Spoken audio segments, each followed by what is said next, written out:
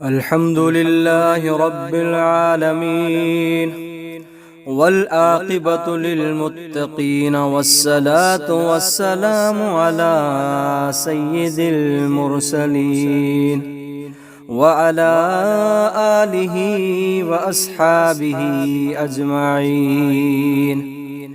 قال الله تبارك وتعالى: شهر رمضان الذي أنزل فيه القرآن هدى للناس وبينات من الهدى والفرقان.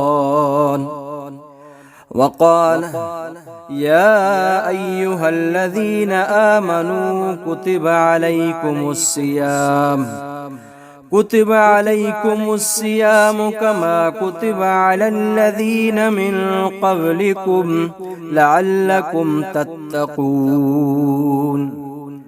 وقال النبي صلى الله عليه وسلم: إن في الجنة بابا يقال له الريان يدخل منه السائمون يوم القيامة لا يدخل منه أحد غيرهم، فإذا دخلوا أغلق فلم يدخل منه أحد. أشهد أن لا إله إلا الله وحده لا شريك له، وأشهد أن محمدا عبده ورسوله. إن الله وملائكته يصلون على النبي يا أيها الذين آمنوا صلوا عليه وسلموا تسليما. اللهم صل على محمد وعلى آل محمد كما صليت على إبراهيم وعلى آل إبراهيم إنك حميد مجيد.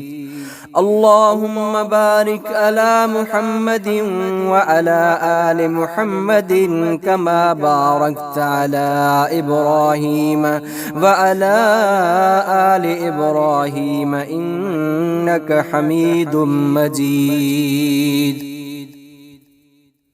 عزیز دوستو، اللہ تبارک و تعالی جا لکھ احسان جن تمہائی اساں کے ایمان جی دولت سا نوازیو آہے. ऐं अल्हम्दुलिल्लाह अॼु जुमतुल मुबारक जे भलारे ॾिहाड़े अल्लाह तबारक व ताला असांखे हिन जामे मस्जिद में गॾु थियण जी तौफ़ीक़ अता फरमाई आहे. अज़ीज़ दोस्तो, जीअं त माहे शाबान जो आख़िरी हफ़्तो आहे ऐं हिन महीने खां पोइ रमज़ानुल मुबारक शुरू थी वेंदो, उन हवाले सां रमज़ानुल मुबारक ऐं रोज़े जी फज़ीलत उन जे मुतलिक़ अॼु जो ख़ुतबो तरतीब ॾिनल आहे जेको तव्हां जे आॾो मां पेश कंदुसि. दुआ आहे कि अल्लाह तबारक व ताला मुंहिंजो पढ़णु ॿुधाइणु पंहिंजी बारगाह में क़बूल फरमाए ऐं असांखे रमज़ानुल मुबारक जो क़दुरु ऐं रोज़े जी अहमियत ऐं फज़ीलत खे सम्झण जी तौफ़ीक़ अता फरमाए. ॾाढियां चओ आमीन. अल्लाह तबारक व ताला इरशाद फरमायो: या अय्युहल्लज़ीना आमनू कुतिब अलैकुमुस्सियाम कमा कुतिब अलल्लज़ीना मिन क़ब्लिकुम लअल्लकुम तत्तक़ून. इन आयत सगोरीअ में अल्लाह सुब्हानहु व तआला ईमानदार जे लक़ब सां हुज़ूर अनवर अलैहिस्सलातु वस्सलाम जी उम्मत खे सॾु थो करे. हूअं बि अक्सर करे जॾहिं अल्लाह सुब्हानहु व तआला को हुकुम आका अलैहिस्सलातु वस्सलाम जी उम्मत खे ॿुधाईंदो आहे त अवल में ईमानदार जे लक़ब सां सॾु कंदो आहे. जीअं त फरमायईं: या अय्युहल्लज़ीना आमनू इज़ा नूदिय लिस्सलाति मिन यौमिल जुमुअह. ए ईमान वारो, जॾहिं जुमे जी आज़ान अचे त पंहिंजो धंधो कारोबार छॾे जुमे जी निमाज़ लाइ डोड़ंदा अचो. ॿिए हंधि फरमायईं: या अय्युहल्लज़ीना आमनू कुतिब अलैकुमुल क़िताल. ए ईमान वारो, अवां जे मथां जिहाद फर्ज़ कयो वियो आहे. त हिते बि अल्लाह सुब्हानहु व तआला असांखे ईमानदार जे लक़ब सां सॾु थो करे. फरमायईं: या अय्युहल्लज़ीना आमनू. ए ईमान वारो, अवां छा चओ? जी मुंहिंजा रब सॾ खां बाद हुकुम तो फरमाए त कुतिब अलैकुमुस्सियाम, रब जे सॾ ते जी चयोसीं त असांखे हुकुम थो फरमाए अव्हां जे मथां रमज़ान शरीफ़ जा रोज़ा फर्ज़ कया विया आहिनि। उन खां बाद हुज़ूर अनवर अलैहिस्सलातु वस्सलाम जी उम्मत खे रब साईं तसल्ली थो ॾिए त सिर्फ़ अव्हां ते फर्ज़ न कया विया आहिनि बल्कि अॻियनि उम्मतुनि ते बि फर्ज़ कया विया हुआ। कमा कुतिब अलल लज़ीन मिन क़ब्लिकुम, जीअं तव्हां खां अॻियनि उम्मतुनि ते बि फर्ज़ कया विया हुआ। अलबत्ते अॻियनि उम्मतुनि जे रोज़े ऐं असांजे रोज़े में फ़र्क़ु कयो वियो आहे। उहो फ़र्क़ु कहिड़ो आहे? हज़रत आदम अलैहिस्सलाम जे मथां हर महीने 13, 14, 15 यानी हर महीने जा 3 रोज़ा फर्ज़ हुआ, जंहिंखे अरबीअ में अयामे बीज़ चइबो आहे। हज़रत नूह अलैहिस्सलाम जे मथां 12 ई महीना फर्ज़ हुआ। हज़रत दाऊद अलैहिस्सलाम जे मथां हिकु ॾींहुं रोज़ो त हिकु ॾींहुं मोकल, यानी 6 महीना रोज़ो त 6 महीना मोकल। हाणे अॻिते अल्लाह सुब्हानहू व तआला रोज़न रखण जे नतीजे खे ज़िक्र थो फरमाए, फरमाई लअल्लकुम तत्तकून। फरमाई जेकॾहिं अव्हां मां अल्लाह सुब्हानहू व तआला जे चवण मुताबिक़ बाअदब थी रोज़ा रखंदव त मां अल्लाह अहिड़ो करीम आहियां जो गुनाहनि खां साफ़ करे जन्नतुल फिरदौस में दाख़िल फरमाईंदोमांव। हुज़ूर अनवर अलैहिस्सलातु वस्सलाम फरमाइनि था, मन साम रमज़ान ईमानन व इहतिसाबन गुफ़िर लहू मा तक़द्दम मिन ज़म्बिह। आका अलैहिस्सलातु वस्सलाम फरमायो, जंहिं बि मुंहिंजी उम्मत मां रमज़ान शरीफ़ जा रोज़ा ख़ुदा कारण ख़ुदा जे ख़ौफ़ ऐं बेश्त जी उम्मीद ख़ातिर रखिया, तंहिंजा अॻियां सभु गुनाह अल्लाह सुब्हानहू व तआला माफ़ फरमाए थो। अज़ीज़ दोस्तो, चइनि इबादतुनि मंझां जेका ख़ुसूसियत अल्लाह सुब्हानहू व तआला रोज़े में रखी आहे, उहा न निमाज़ में आहे, न ज़कात में आहे, न हज में आहे। फ़क़ति रोज़ो अहिड़ी इबादत आहे जो उन जी ख़बर सिर्फ़ अल्लाह सुब्हानहू व तआला खे ई आहे। ऐं ख़ुदाई कानून जे मुताबिक़ जंहिं इबादत में ॾेखाव नाहे, उहा इबादत रब साईं खे वधीक प्यारी आहे। तॾहिं फरमाई अस्सौमु ली व अना अजज़ी बिही। फरमायई त रोज़ो बांधे मुंहिंजे लाइ रखियो, उनखे अजर बि मां पंहिंजी कुदरत सां ॾींदुसि। तव्हां असांजी बख़्शिश जो सामान पियो अचे, रमज़ान पियो अचे, रब जी रहमत जो फैज़ान पियो अचे। इन हवाले सां अल्लामा व मौलाना आलिम बाअमल मौलाना सनाउल्लाह सनाई रहमतुल्लाह अलैह वाइज़ खुतबो अर्ज़ रखां। फरमाए थो, पढ़ा हमदु हरगाह रहमान जो, कयो शान जंहिं माह रमज़ान जो। पढ़े नफ़्ल हिन माह में जो सिताब, मिले फ़र्ज़ जहिड़ो उन्हीअ खे सवाब। करे फ़र्ज़ हिन माह में जो अदा, 70 फ़र्ज़ ॿिए माह जे सो बजा। करे माठ जो मर्द सख़्ती सहे, उहो सब्र जो अजुर जन्नत लहे।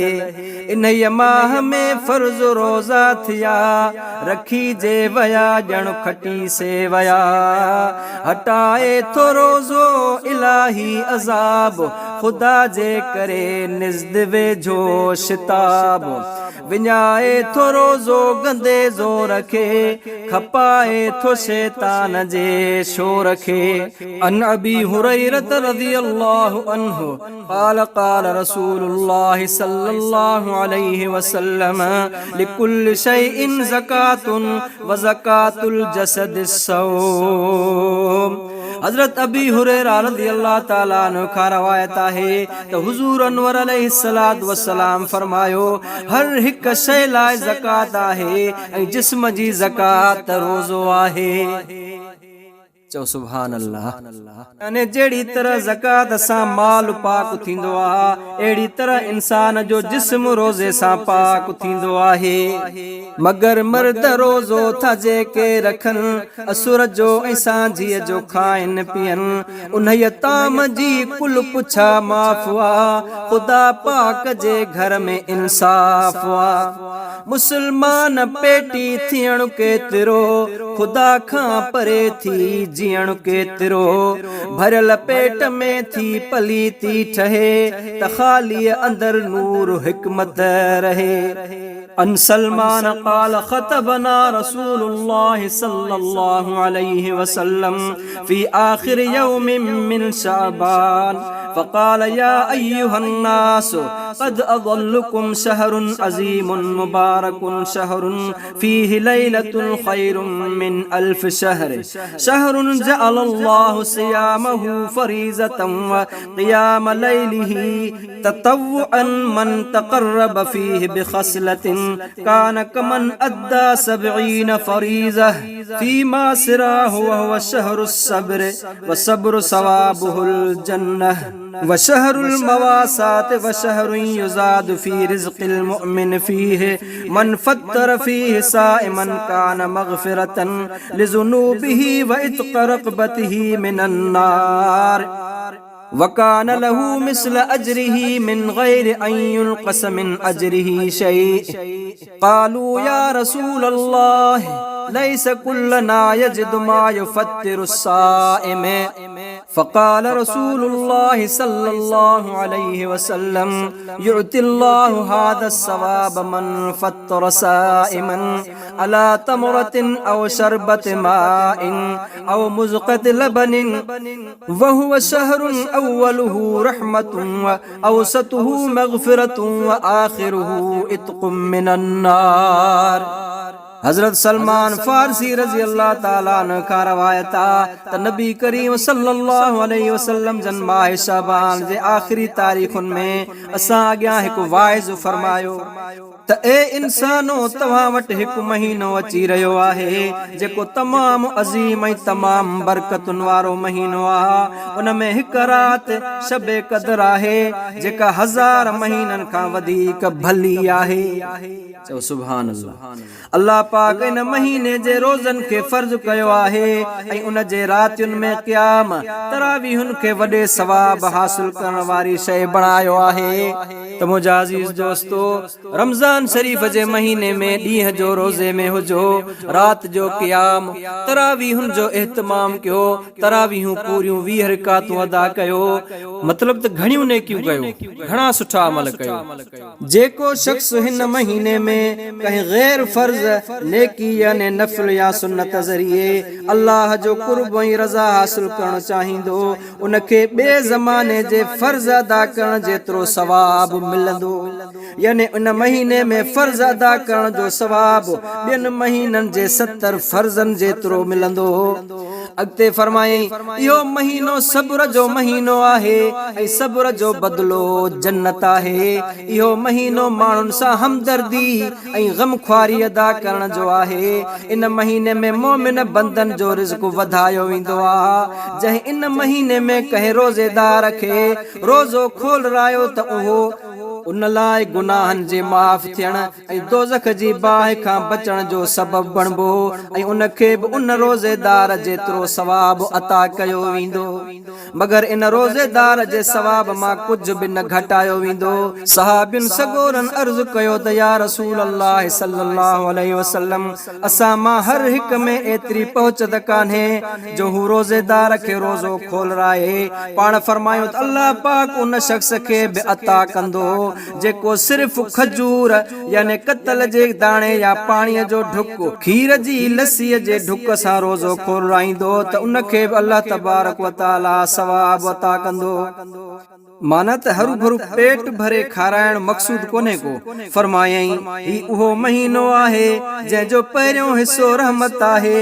وچوں حصو مغفرت آہے آخری حصو باہ کھان آزادی آہے تو مجھا عزیز دوستو ڈاڈو سائیں فرمائے تھو قضا سان اچے ماہ تھو ہی منیر نہ کھائی تھیں چھو نہ روشن ضمیر ہجے ڈیہ جو گرچ لکمو حلال تبھی روگ آہے نسورو وبال جوان مرد تھی ان سختی سہو جوان مرد تھی ان سختی سہو تمحشر اندر ہوزے کوثر لہو رکھو دل صفا تن صفا من صفا रखो दिल सफा, समझ जाए, रखो दिल सफा, तन सफा मन सफा, तना है पुछाणो न सकती जफा। खुदाया बहुरमत भले माह जे, फजुल कर सनाइए गुनहगार ते। अल्लाह तबारक व तआला जेको मूं ॿुधायो पंहिंजी बारगाह में मक़बूल फरमाए ऐं असांजे लाइ हिदायत जो ज़रियो बणाए। अल्लाह पाक सभिनी जो वेहण सभिनी जो ॿुधण मक़बूल ऐं मंज़ूर फरमाए। व आख़िर दावाना अनिल हम्दुलिल्लाहि रब्बिल आलमीन। अस्सलामु अलैकुम व रहमतुल्लाह।